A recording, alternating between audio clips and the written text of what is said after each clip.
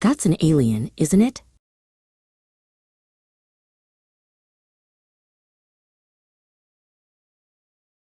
The night air was thick, with the scent of damp earth and something metallic.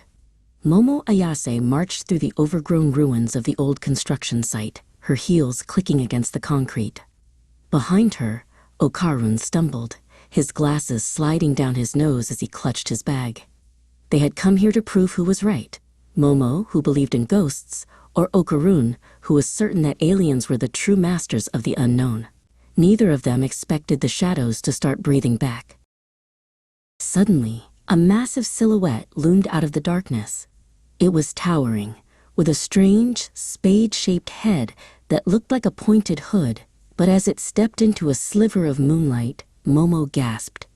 The creature was draped in an ornate, flowing Japanese kimono, its fabric shimmering unnaturally.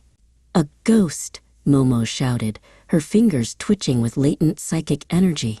"It's a giant, kimono-wearing spirit. I knew I was right."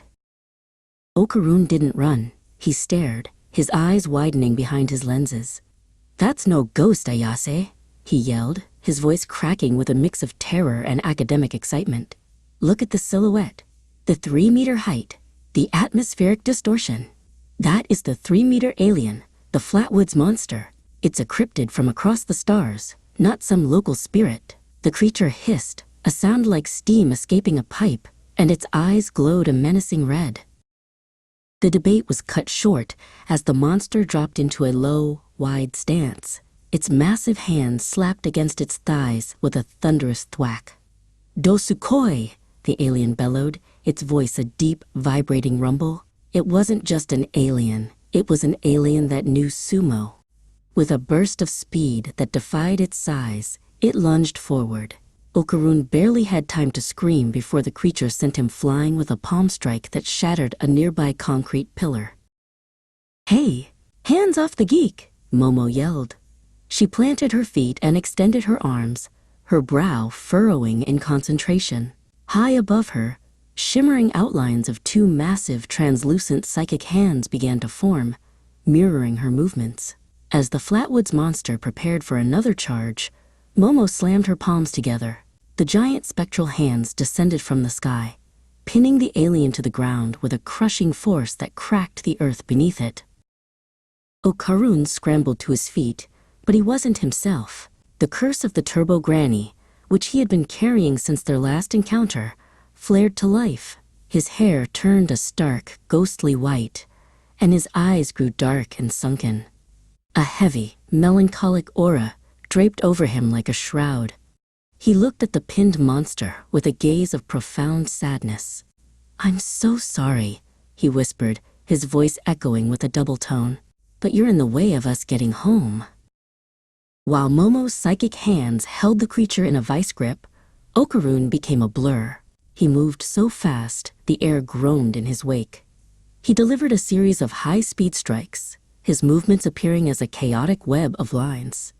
With one final, devastating kick, he sent a shockwave through the alien's armored torso. The Flatwoods monster let out a final, garbled shriek before the force of the blow sent it skidding back into the darkness of the ruins.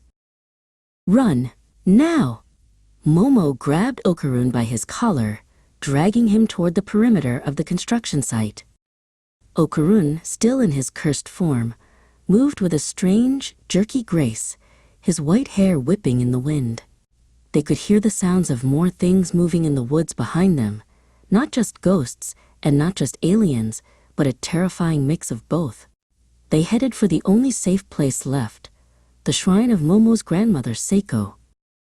They reached the massive stone torii gate of the Ayase shrine, but Okarun hit an invisible wall. The protective barrier hissed, white sparks flying where his cursed skin touched the air. "I can't get in," he groaned, the Turbo Granny's power reacting violently to the holy ground. Momo didn't hesitate. She reached up to the pillar of the gate and snatched a paper talisman, peeling it back with a sharp tug. "Get in, you idiot, before they catch up." They collapsed onto the wooden porch of the shrine, gasping for air as the barrier sealed shut behind them. Safe at last. But as Okarun shifted, his face went pale, paler than his cursed form usually allowed. He felt around his pockets, then his waist, his expression turning to one of pure, unadulterated horror. "Ayase," he whimpered, his voice trembling. "They're gone. The alien, the curse, they took my golden balls." Momo stared at him, the silence of the night broken only by the sound of her own confused, high-pitched scream.